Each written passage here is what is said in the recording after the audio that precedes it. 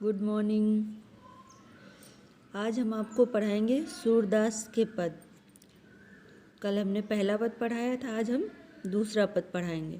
दूसरा पद है अभिगत गति कछु कहत न आवे, जो गूंगे मीठे फल को रस अंतर्गत ही भावे, परम स्वाद सबहि निरंतर अमित तोष उपजावे, मन वाणी को अगम अगोचर सो जाने जो पावे, रूप रे गुण जाति जुगति बिनु निरालंब कित धावे, सब विधि अगम विचारे ताते सूर सगुन पद गावे।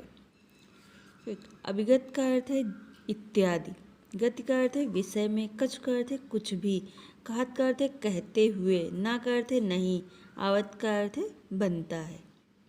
जो गूंगे मीठे फल को रस अंतर्गत ही भावे, जो का अर्थ है जैसे, गूंगे का अर्थ है गूंगे व्यक्ति को, मीठे का अर्थ है मीठे, फल को का अर्थ है फल का, रस, अंतर्गत का अर्थ है अंदर ही अंदर, भावे का अर्थ है अच्छा लगता है,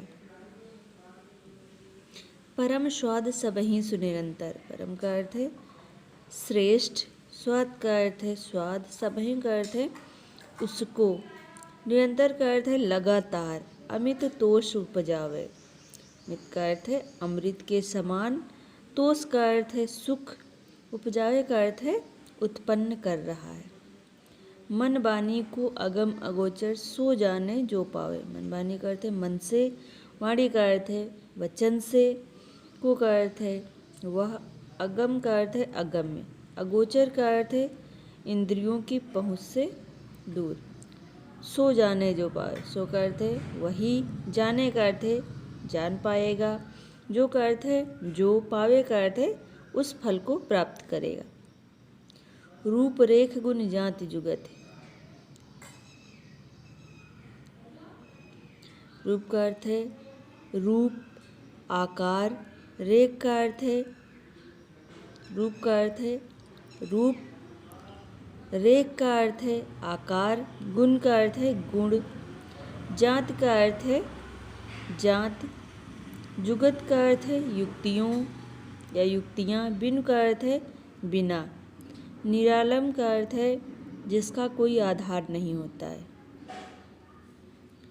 कित का अर्थ है किस प्रकार से, ध्यावे का अर्थ है ध्यान करूं, सब विधि अगम विचार ताते, सब विधि का अर्थ है सभी, विधि का अर्थ है प्रकार से, अगम का अर्थ है अगम्य, विचारें का अर्थ है विचार करके, ताते का अर्थ है सूरदास जी, सूर का अर्थ है सूरदास जी, सगुन पद गावें, सगुन का अर्थ है सगुण भक्ति के, पद का अर्थ है पदों को गा रहे हैं। तो सबसे पहले इसका संकेत बनाएंगे, इसके बाद संदर्भ लिखेंगे, प्रसंग में लिखेंगे। इस पद में सूरदास जी ये बता रहे हैं कि निर्गुण ब्रह्म जो है, निर्गुण ईश्वर जो है वो मन वाणी की पहुँच से बहुत दूर है, इसीलिए सूरदास जी कह रहे हैं कि हम सगुण भक्ति के पदों को गा रहे हैं। उसके बाद व्याख्या लिखेंगे। व्याख्या देखो, अभिगत गति कछु कहत न आवे।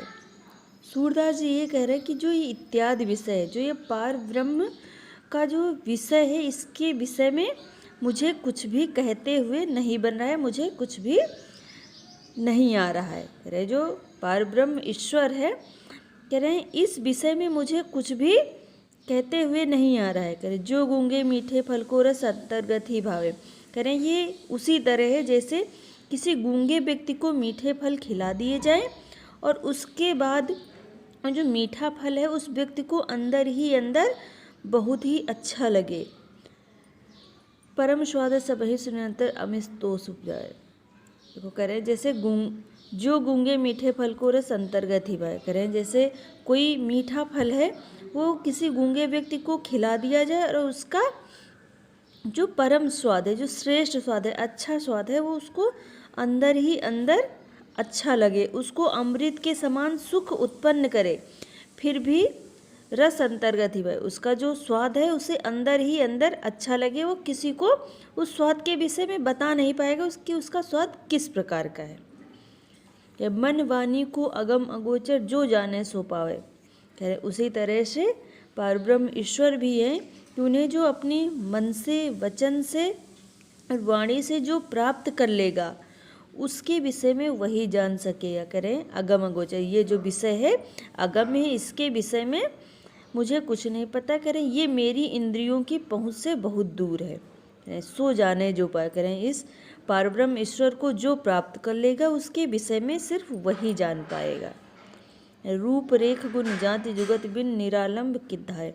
करें ये जो परब्रह्म ईश्वर है, करें इसका ना तो कोई रूप है, ना कोई आकार है, ना इसका कोई विशेष गुण है और ना ही कोई जाति है। नहीं, सभी युक्तियों से अर्थात ये सभी युक्तियों से अलग है, अर्थात ये किसी प्रकार से जाना नहीं जा सकता है।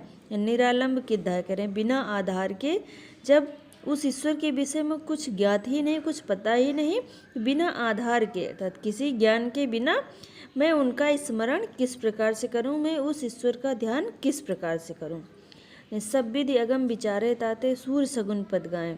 कह रहे हैं मैंने हर प्रकार से, हर विधि से इस विषय में, ये जो अगम है जिससे जिस ईश्वर को प्राप्त नहीं किया जा सकता है, मैंने हर विधि से, हर प्रकार से इस विषय में, परब्रह्म ईश्वर के विषय में विचार करके देख लिया है। सूरदास जी कह रहे हैं इसीलिए मैं सगुण भक्ति के पदों को गान कर रहा हूँ, सगुण भक्ति के पदों को गा रहा हूँ। ठीक, सभी लोग अपनी कॉपी पर व्याख्या कर लेंगे, उसके बाद काव्य सौंदर्य लिखेंगे।